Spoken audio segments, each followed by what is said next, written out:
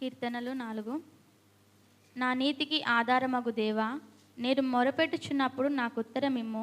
ఇరుకులో నాకు విశాలత కలుగజేసి వాడవు నీవే. నన్ను కరుణించి నా ప్రార్థన ఆలకించుము. പുരുഷന്മാരെ നിങ്ങൾ എത്രത്തോളം മായയെ നിന്നയാക്കി മായയെ ഇച്ഛിച്ച് വ്യാജത്തെ അന്വേഷിച്ചു.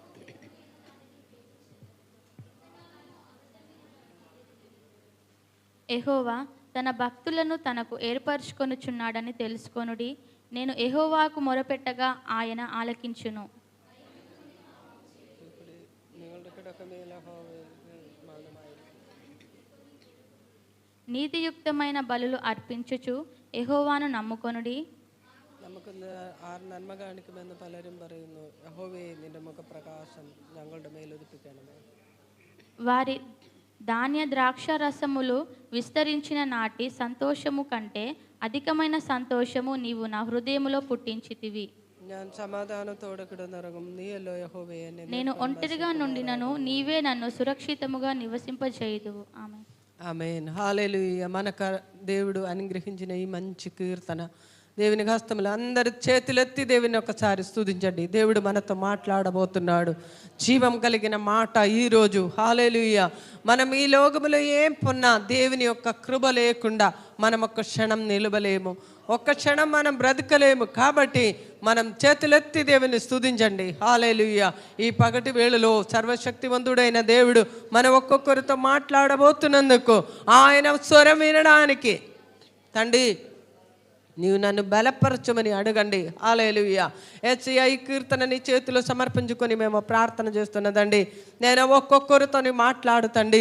మేము ఎలాగ నీ వాక్య ప్రకారం జీవించాలో తండి ఈ పగటి వేళలో మాతో మాట్లాడుతండి. సరి అయిన మార్గములో మమ్మల్ని నడిపించమని ప్రార్థన చేస్తున్నదండి. ఆ దేశంలో ఆశీర్వాదం పొందే బిడ్డలుగా నేను ఆ దేశంలో తండ్రి మాకు ఎదురుగా వస్తున్న అపవాది క్రియల్ని ఓడించి జయించే వ్యక్తులుగా నేను మమ్మల్ని నిలబెట్టమని ప్రార్థన చేస్తున్నదండి. వాక్యం చెప్తున్న నీ బిడ్డని బలపరిచి అభిషేకముతో నిలబెట్టమని, ఒక్కొక్క హృదయంలోని కార్యం చేయమని, వచ్చినట్టు ఎవరు కూడా తిరిగిపోకుండా దేవా నీ బలమైన హస్తములో ఒక్కొక్కరితోనైనా తాకి బలపరిచి శక్తినిచ్చి నడిపించమని ఏచుకుతున్నాములు అడుగుచున్నాము తండ్రి. ఆమె మనమందరం దేవుని సన్నిధానంలో కూర్చుండా. కీర్తనలో నుంచి జాయల్ మన మధ్యలో మాట్లాడతాడు.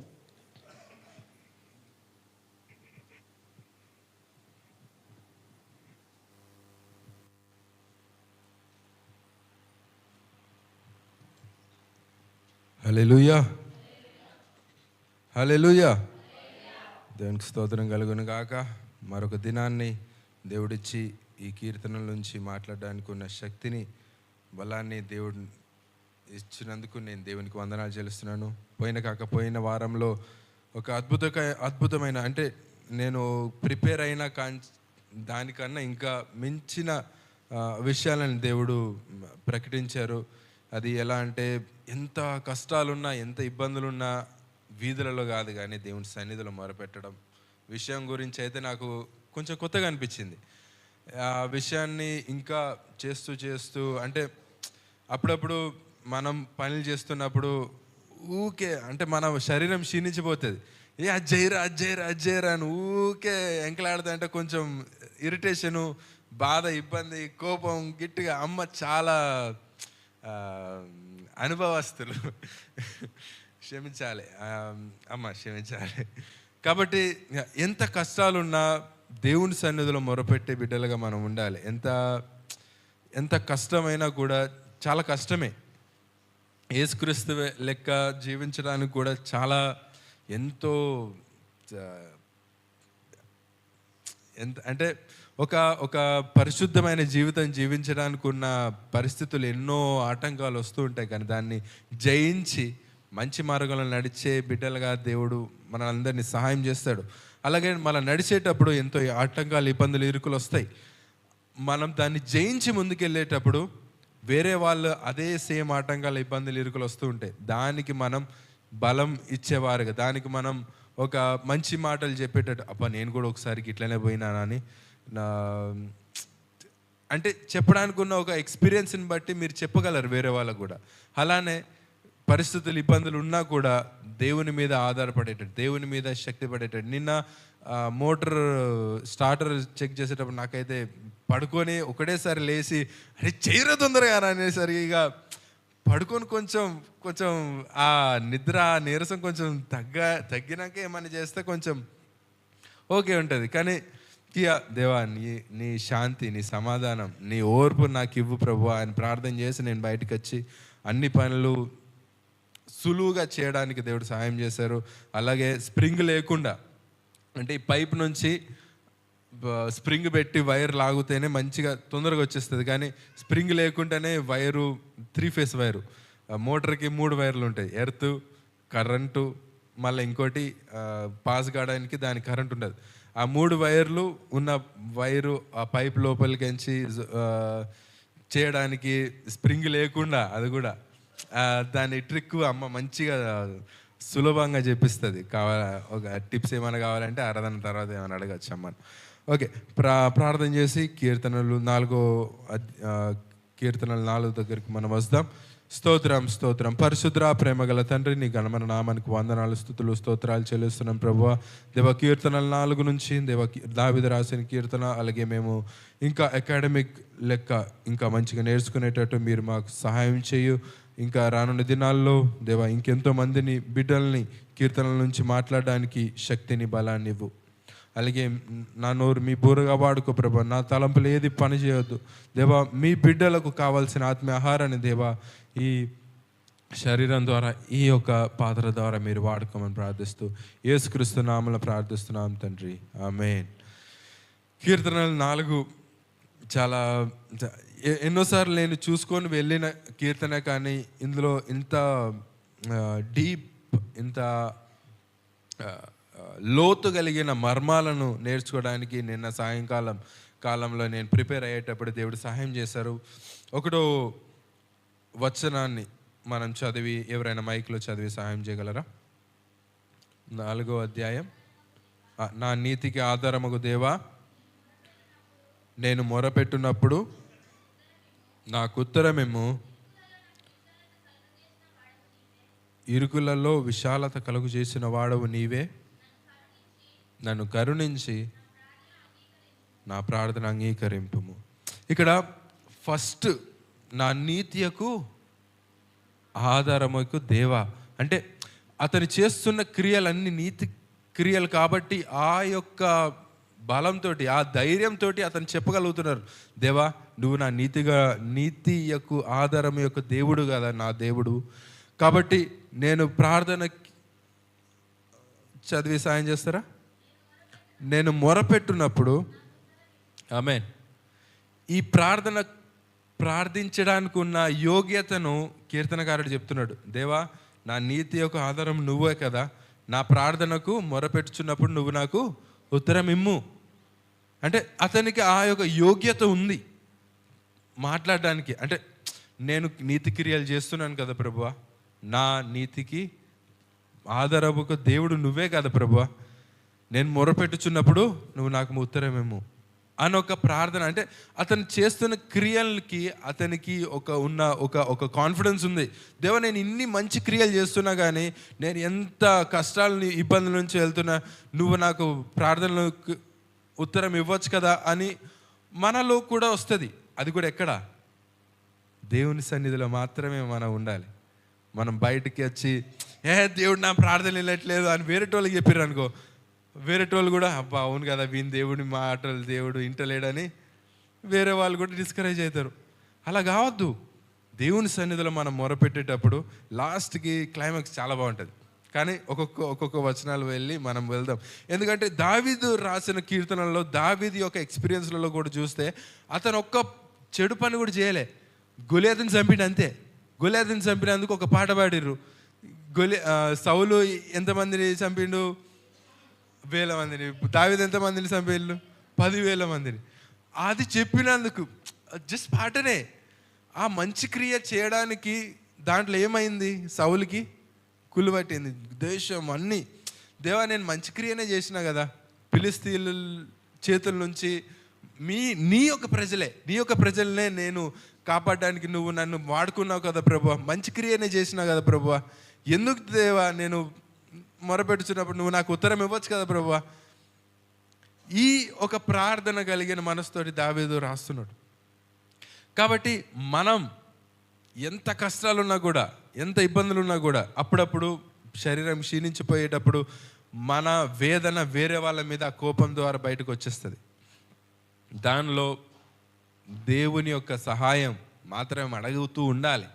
అడగకపోతే క్షీణించిపోతాం, కింద పడిపోతాం, మంచి మార్గంలో నడవడానికి మనం ఫెయిల్ అయిపోతాం. కాబట్టి ఉన్న పరిస్థితుల్లో కూడా దేవుని యొక్క సహాయం అడిగే బిడ్డలుగా మనం ఉండాలి. ఎంత క్షీణించిపోయినా కూడా. లాస్ట్లో ఏమని రాస్తున్నది ఆ వచనంలో, ఇరుకులలో నాకు విశాలత కలుగు చేసి వాడవు, నన్ను కరుణించి నా ప్రార్థనను అంగీకరింపుము. ఆ ప్రార్థన కలిగిన మనసుతోటి మనం దేవుని సన్నిధిలో మొరపెట్టుచూ ఉండాలి. అది ఎక్కడ? దేవుని సన్నిధిలో. మన ప్రార్థన గది అనే ఒక గది ఉండాలి మన ఇంట్లలో. మనం మోకాళ్ళ ఉండే, అంటే పొద్దున లేచినప్పుడు దేవునికి ఇచ్చే మొర, దేవునికి ఇవ్వాల్సి వస్తూ ఉంటుంది. మనం ఇవ్వాలి. మనం ఇచ్చే బిడ్డలుగా మనం ఉండాలి, తీసుకునే బిడ్డలుగా కాదు. మన దేవుని సన్నిధిలో దేవునికి కావాల్సిన సన్నిధిని, దేవునికి మనకున్న ఒక కనెక్షన్ని పెంచుకోవడానికి దేవుని యొక్క సహాయం మనకు కావాల్సి ఉంటుంది. లేకపోతే చేయలేం. మన సొంత ఆలోచనలో మనం పడిపోయి కోపం, ద్వేషం, అనవసరమైన ఆలోచనలు అన్నిటితోటి నింపబడతాం. అవన్నిటి నుంచి దేవుడే ఒక గొప్ప మార్పుని చేస్తాడు. ఎప్పుడు? మనం మొరపెట్టేటప్పుడు, మనం దేవుని సన్నిధిలో మొరపెట్టేటప్పుడు. నువ్వు ఎక్కడున్నావు ఆ దేవుని సన్నిధి బిడ్డలు, అక్కడ దేవుని సన్నిధే. ఆంటీలు, అమ్మమ్మలు అందరికి చెప్తున్నాను, అంకుళ్ళు, ఆంటీలు, తాతలు, వాళ్ళందరికీ మీరు చెప్తున్నాను, మీరు ఎక్కడున్నారు అక్కడ దేవుని సన్నిధే. మీరు లోపల ఉన్నప్పుడు, మీరు లోపల మీరు ప్రార్థన చేసేటప్పుడు ఆ లోపల ఉన్న అంతరాత్మలో ఉన్న ఆ హృదయాన్ని దేవుడు ఎరిగినవాడు. కాబట్టి ఎక్కడున్నా సరే, దేవుడా నేను ఈ పని చేస్తున్నాను, నువ్వు నాకు సహాయం చేయి. నేను డ్రైవింగ్ నడిపేటప్పుడు నేను చర్చికి వచ్చి ప్రార్థన చేసుకొని మోకాల్లో చేసుకొని మళ్ళీ అక్కడికి రావడానికి అక్కడికి అంత టైం అయిపోతుంది. మనం ఉన్న స్థాయిలోనే కూర్చునేటప్పుడు, స్టీరింగ్ పట్టుకునేటప్పుడు, దేవుడా నువ్వు నాకు సహాయం చేయి, నేను నడుపుతున్నాను, ఎన్నో ఇరుకులు వస్తాయి, ఎన్నో ఇబ్బందులు వస్తాయి, దాని నుంచి విడిపించు అని ఒక చిన్న ప్రార్థన చేస్తే ఆ మార్గంలన్నిటి నుంచి దేవుడు సరళం చేస్తాడు. మొన్న సాయంత్రం తిరిగి వచ్చేటప్పుడు, వెళ్ళేటప్పుడు అన్నిట్లలో దేవుని యొక్క సన్నిధి, దేవుని యొక్క సమాధానం బండిలో ఉండే, నడిపేటప్పుడు కూడా ఒక సమాధానం కలిగింది. ఒక చిన్న ప్రార్థన చేసుకొని మనం స్టార్ట్ చేసేటప్పుడు, ఏ పనైనా మనం ప్రార్థన చేసుకొని ఆ పని స్టార్ట్ చేసేటప్పుడు ఒక గొప్ప సఫలత, అంటే గొప్ప ఒక మార్పు. ప్రార్థన చేస్తే ఇంత ఎఫెక్ట్ ఉంటుందా అంటే, మన నీతి క్రియలు పట్టుకొని మన దేవుని సన్నిధికి వస్తే మన ప్రార్థనలకు ఆలకించే దేవుడు ఉన్నాడు. హల్లెలూయా. ఈ ఫస్ట్ పారాగ్రాఫ్ అయిపోయింది. సెకండ్, థర్డ్ ఒక పారాగ్రాఫ్, ఫోర్త్, ఫిఫ్త్ ఒక పారాగ్రాఫ్, 6, 7, 8 ఒక పారాగ్రాఫ్.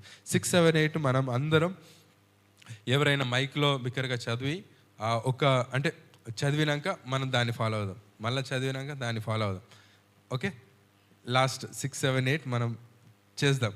కానీ సెకండ్, థర్డ్ మనం చదువుదాం మైక్లో.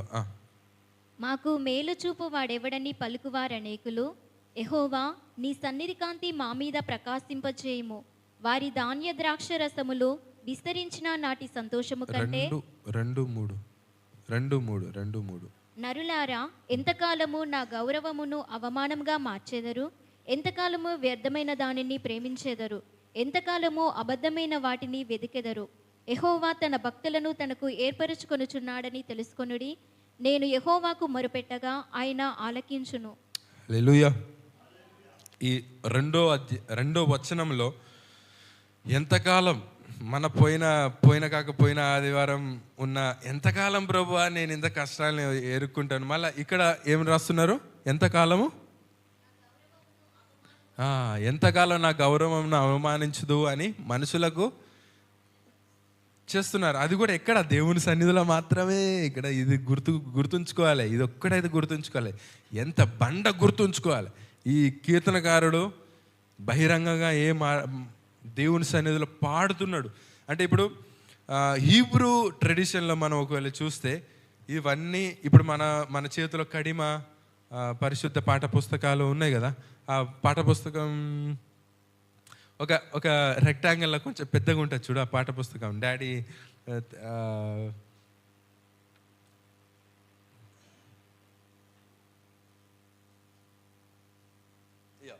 ఇది మన ఆరాధన పాటల పుస్తకం కదా కదా, అవునా కదా? ఇది మనం పాటలు పాడుతూ ఉంటాం. అట్లనే హీబ్రూ ట్రెడిషన్లో ఈ పాట పుస్తకం, ఈ కీర్తనలంతా 1 నుంచి 150 దాకా వాళ్ళ యొక్క పాటలు అన్నట్టు.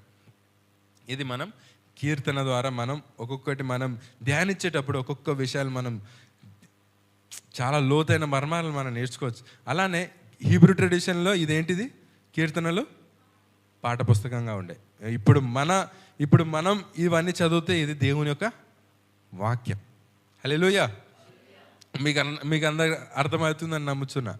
హీబ్రూ ట్రెడిషన్లో ఈ కీర్తనలు ఏమని ఉండే, పాటల పుస్తకంగా వారు పాడుకునే దేవుని సన్నిధిలో.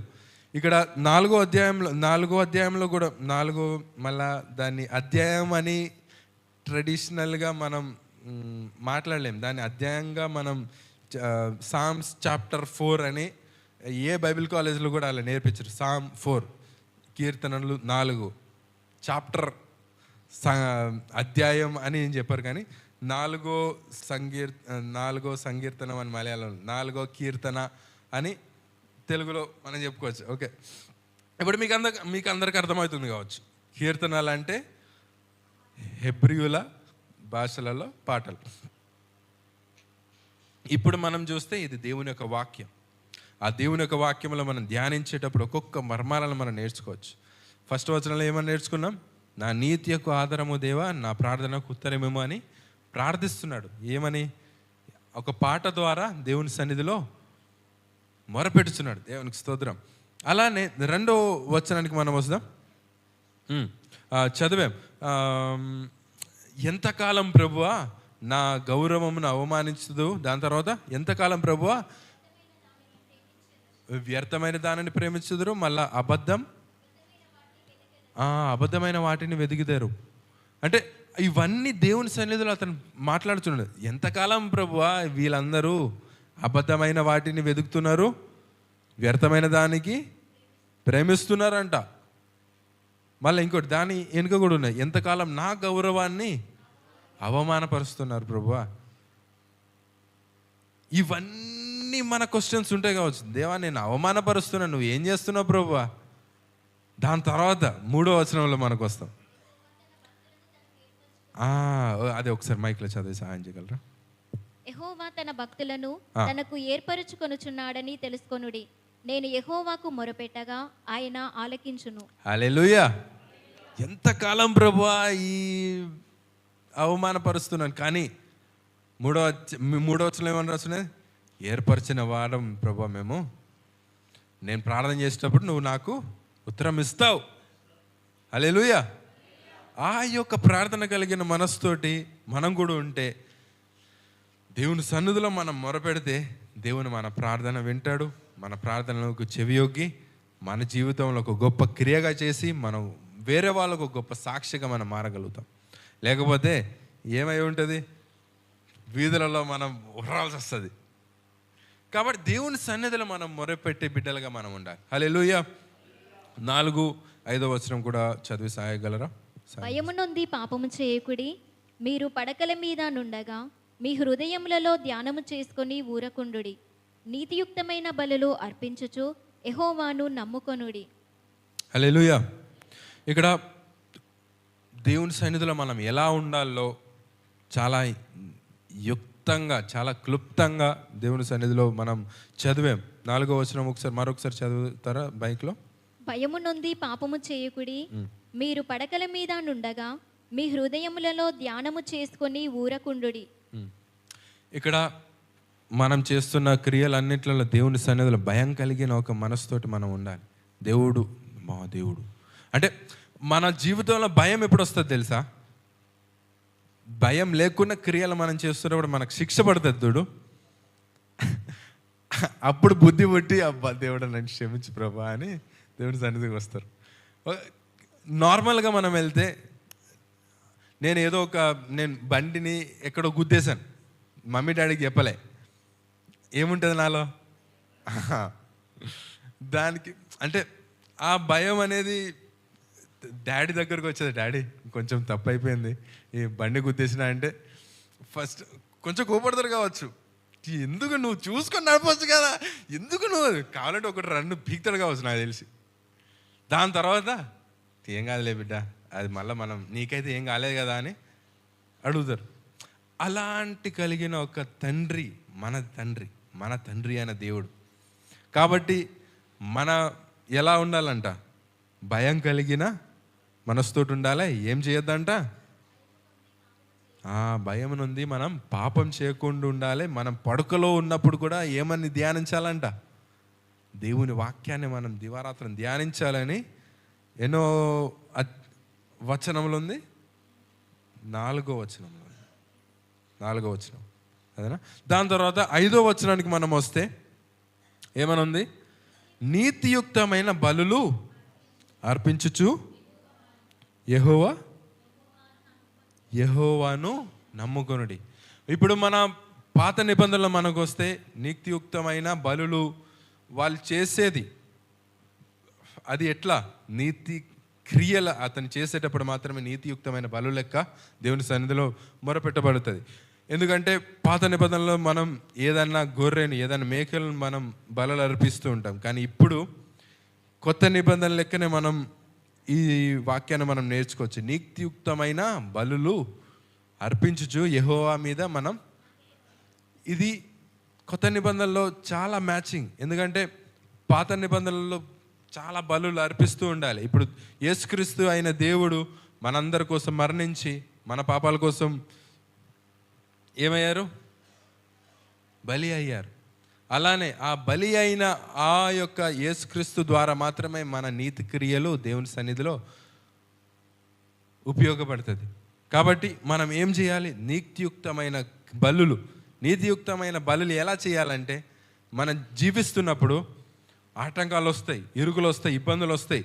బండి నడిపేటప్పుడు కట్టు అంటే నా సొంత ఎక్స్పీరియన్స్ నుండి నేను చెప్తే, బండి ఎక్కువ నేను బండిలోనే నడుపుతూ ఉంటా. కాబట్టి కట్టుకొట్టుకుంటా అటు వెళ్ళేటప్పుడు, ఇటు చేసేటప్పుడు, అది చేసేటప్పుడు కొంచెం కోపం రోదనం వస్తుంది.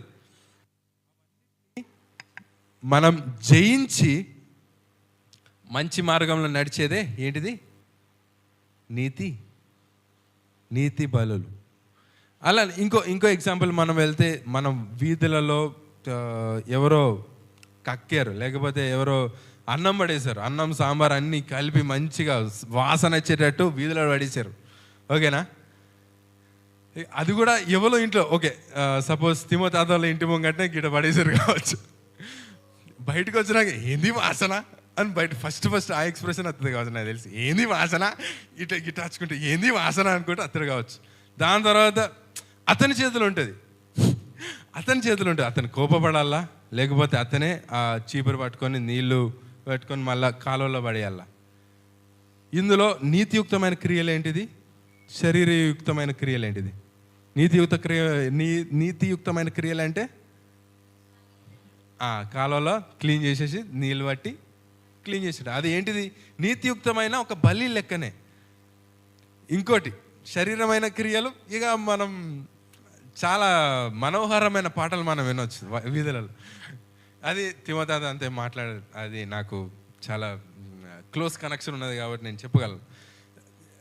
ఇందులో మనం అర్థం చేసుకోవచ్చు, నీతియుక్తమైన బలులు యెహోవా దగ్గరికి మనం అర్పిస్తూ దేవుని మీద మనం నమ్మకమై ఉండాలి, నమ్మకమైన మనసు కలిగి ఉండాలి. అలాగే ట్రస్ట్ ఇన్ ద లార్డ్ అని రాసున్నది. యెహోవా మీద విశ్వసించుడి అని దేవుని వాక్యంలో ఇంగ్లీష్లో రాసున్నది. అలానే మనం కూడా నీతియుక్తమైన బలులు, దేవా నా నీతి క్రియల ద్వారా నేను చేస్తున్నప్పుడు నా ప్రార్థనకు చెవియొగ్గుము అనే ఒక కాన్ఫిడెన్స్ తోటి మనం ప్రార్థన చేయగలుగుతున్నామా అని ఒక పరీక్ష మనలో ఉండాలి. లేకపోతే దేవా నేను ఇది చేశాను కదా మళ్ళీ చేసే పనులు ఏంటిది? అది శరీర క్రియలు. అది చేయకుండా దేవుని సన్నిధిలో మంచి క్రియల్ని దేవుని సన్నిధిలో మొరపెట్టుచు, దేవా నేను ఇది చేయగలుగుతున్నాను, నీతియుక్తమైన బలులుగా దేవా నీ సన్నిధికి నేను అర్పిస్తున్నాను, ఒక ప్రార్థన కలిగిన మనసుతోటి దేవుని దగ్గర ఉంటే 6వ వచనం మనం ఒక్కొక్క వచనాన్ని మనం చదువుకొని దాని యొక్క క్లైమాక్స్ అంటే అన్నీ సెట్గా మంచి కనెక్షన్ కూడా ఉన్నది. ఓకే, ఇప్పుడు ఏం చేస్తామంటే మెనీ ఆర్ సేయింగ్ అని చెప్పడం, మీరు కూడా మెనీ ఆర్ సేయింగ్ అని చెప్పాలి తెలుగులో. ఓకేనా? ఓకే, అలా 6, 7, 8 వచనాలు మనం ఇప్పుడు రచనక్క మైక్లో ఒక పదం చెప్తే ఆ పదం వెనుక మీరందరూ కూడా చెప్పాలి.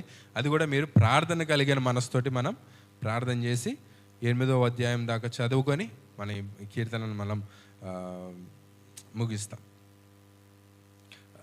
6వ అధ్యాయం 6వ వచనం అక్క చదివేటప్పుడు దాని వెనుక మీరు కూడా చదివి ఒక ప్రార్థన కలిగిన మనసుతోటి మనం దేవుని సన్నిధిలో ప్రార్థన చేసి ప్రార్థన కలిగిన మనసుతోటి మనం ఈ చెప్పే మాటలు పలుకుదాం. ఓకే, అర్థమైంది కావచ్చు మన అందరికీ. ఓకేనా? ఓకే. మాకు మేలు చూపువాడు ఎవడని మీరు అందరు చెప్పాలి. పలుకువారు అనేకులు, యెహోవా నీ సన్నిధి కాంతి మా మీద ప్రకాశింపజేయుము. వారి ధాన్య ద్రాక్షరసములు విస్తరించిన నాటి సంతోషము కంటే అధికమైన సంతోషము నీవు నా హృదయములో పుట్టించితివి. యెహోవా నెమ్మదితో పండుకొని నిద్రపోవుదును. నేను ఒంటరిగా నుండినను నీవే నన్ను సురక్షితంగా నివసింపజేయుదువు. ఆమేన్. హల్లెలూయా. 6వ వచనం ఒకసారి చదువుదామా? 6వ వచనం. అనేకులు